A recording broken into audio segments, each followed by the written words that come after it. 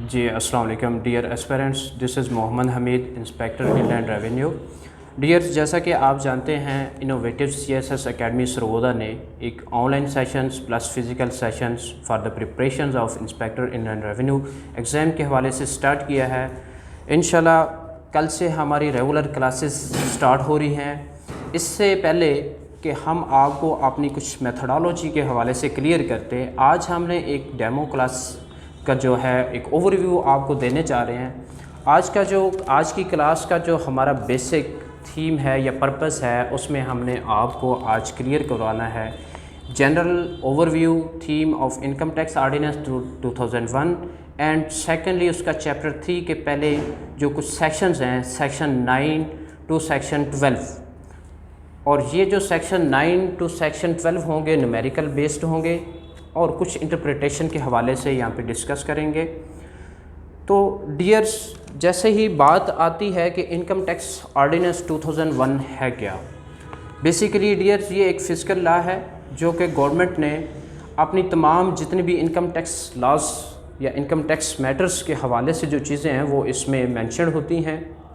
अब इसके जो अपडेटेड एडिशन होता है या अपडेटेड लॉ है वो आपको FBR की वेबसाइट से अब बॉटम में जाएंगे तो वहाँ पे चीज़ मिल जाएगी। अब अगर income tax ordinance 2001 amended as on 30th June 2021 देखेंगे तो उसमें आपको इनकम टैक्स ऑर्डिनेंस 2001 की आउटलाइंस नहीं मिलेंगी।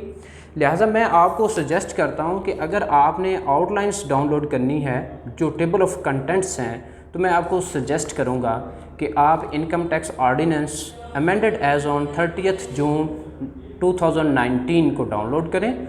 वहाँ से आपको टेबल ऑफ कंटेंट्स जो हैं वो बेसिस ऑफ उसके टोटल पेजेस 24 हैं, उनको डाउनलोड करके आप अपने पास उनका प्रिंट रख लें 24 पेजेस का।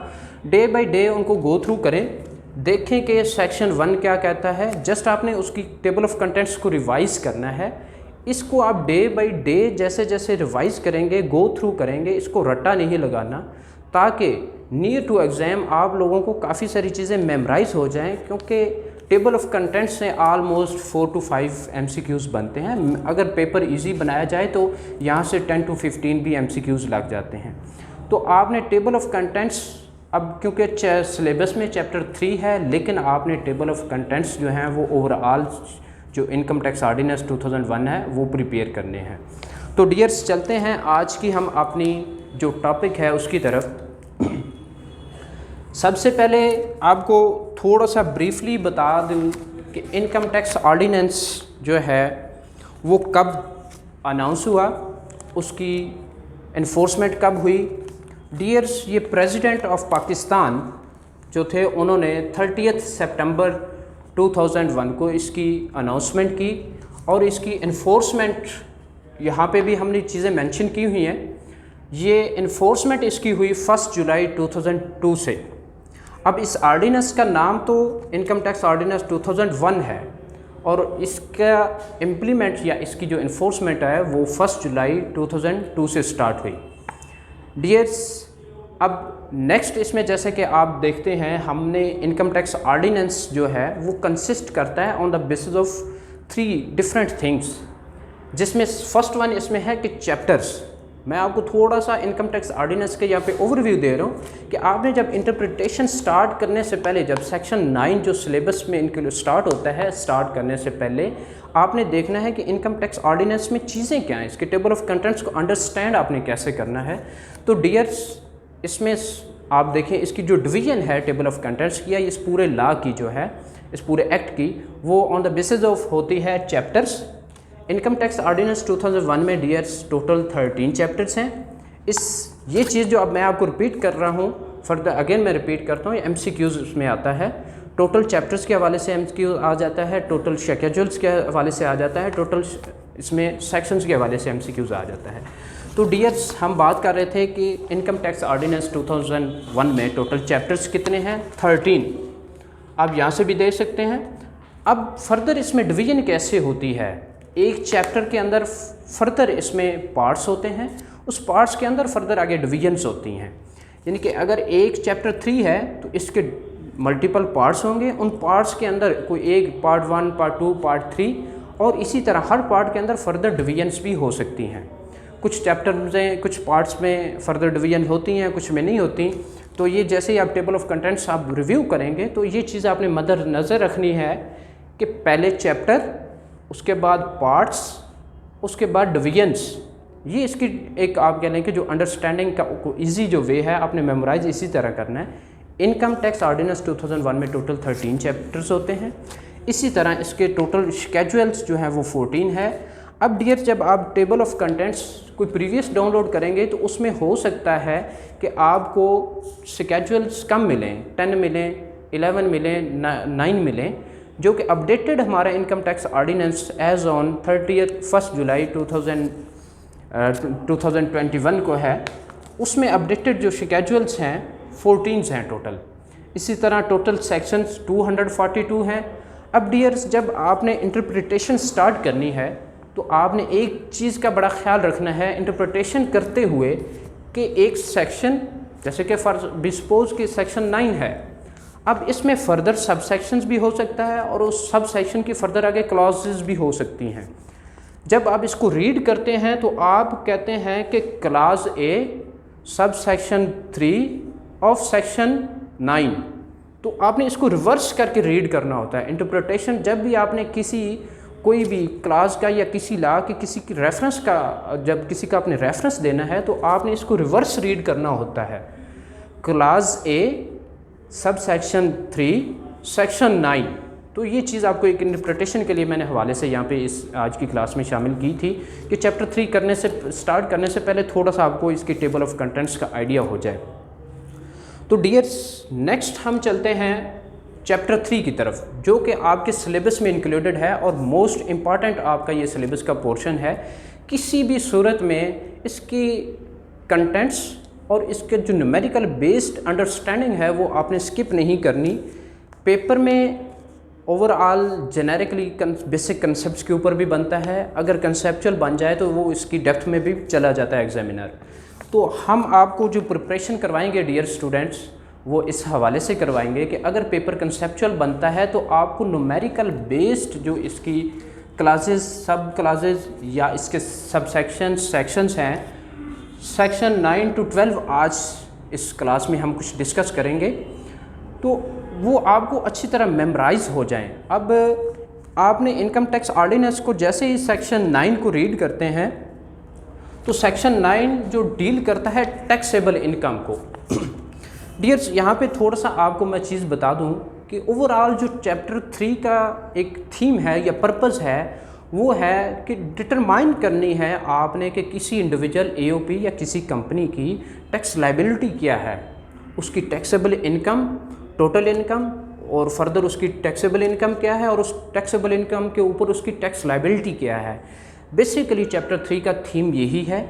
आप जितने ही सेक्शन 9 to सेक्शन 65E तक जाते हैं तो वो बेसिकली सारे सेक्शन इसी चीज़ के ऊपर बेस कर रहे होते हैं। तो डियर्स, हम चलते हैं फर्दर अपने इस टॉपिक को लेकर। तो अब सेक्शन 9 है डियर स्टूडेंट्स, ये डील करता है टैक्सेबल इनकम। यहाँ पे मैंने एक फार्मूला एंटर किया है जो कि आपको बताता है कि what is the taxable income. Taxable income is इसका फार्मूला हमने ये यहाँ पे मेंशन किया है, टोटल इनकम माइनस, या आप कह लें कि टोटल इनकम रिड्यूस्ड बाय। अब ये मैं जो लैंग्वेज यूज़ कर रहा हूँ ये इनकम टैक्स ऑर्डिनेंस के सेक्शंस में मेंशन्ड है। आप अगर वहाँ से पढ़ते हैं तो समटाइम उन ऑर्डिनेंस की सेक्शंस को अंडरस्टैंड करना ज़्यादा डिफ़िकल्ट हो जाता है, तो मैंने ये एक फार्मूला यहाँ पे डिज़ाइन किया है ताकि आपकी अंडरस्टैंडिंग ईजी हो जाए। जब हमारी ये एक डिटेल्ड या क्लासेस होंगी तो हमारी पावर पॉइंट्स की स्लाइड्स आपसे शेयर की जाएंगी, वहाँ पे ये चीज़ें बड़ी डिटेल में डिस्क्राइब की गई हैं। इसकी इंटरप्रिटेशन के लिए आसान वर्ड्स यूज़ किए हैं हमने इंटरप्रिटेशन, क्योंकि यहाँ पे आज ज़रा इजी नहीं था आपकी इंटरप्रिटेशन जो है या इजी वर्ड्स को यहाँ पे पेस्ट करना। तो हमारी जब डिटेल क्लासेस होंगी उसमें कोई भी सेक्शन है, जैसे कि सेक्शन 9 है, 10 है, 11 है, इसकी इंटरप्रिटेशन आसान लैंग्वेज में पावर पॉइंट्स की स्लाइड्स की in shape of power point slides आपको मिल जाएगी और हम उसको डिटेल में डिस्कस भी करेंगे। तो डियर स्टूडेंट्स, जब हम बात करते हैं कि what is a taxable income, उसका फार्मूला यह है कि टोटल इनकम रिड्यूस बाय, या माइनस, अब टोटल इनकम में से आप माइनस करते हैं deductible allowances, then is equal to taxable income.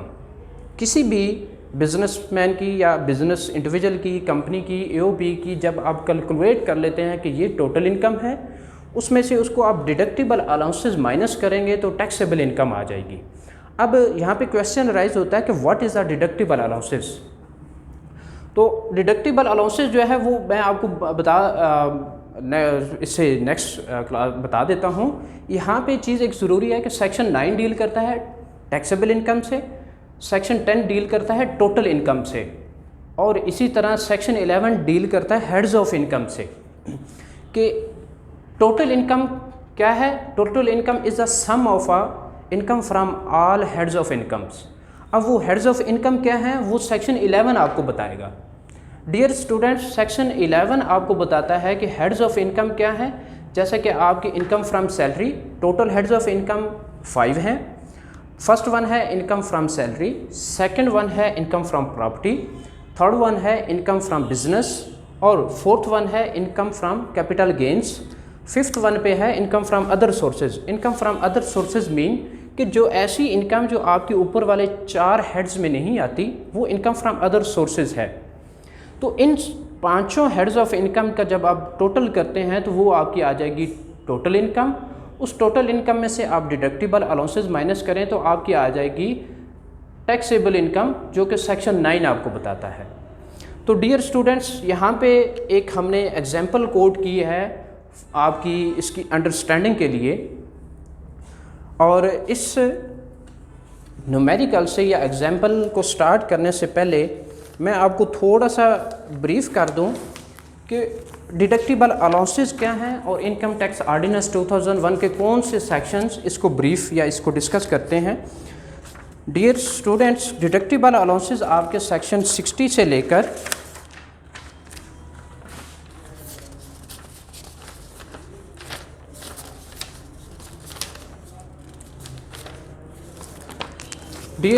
Deductible allowances section 60 to 60D हैं।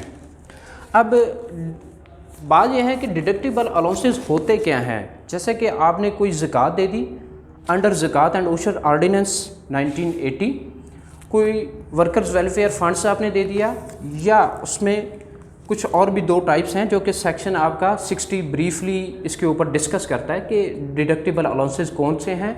अगर आपने ज़कात एक प्राइवेट बंदे को दी और एक आपने प्रॉपर किसी आपका कोई डिपॉज़िट था बैंक में, उस बैंक के आपके सेविंग अकाउंट के ऊपर डिडक्ट बैंक ने आपकी ज़कात काट ली, जैसे कि फ़र्स्ट रमज़ान को डिडक्ट करते हैं ऑल बैंक से, तो ये डिडक्टिबल अलाउंसेस सेक्शन 60 आपको बताता है कि कौन कौन से आपके अलाउंसेस जो हैं वो डिडक्टिबल होंगे और वो आपकी टोटल इनकम में से माइनस होंगे।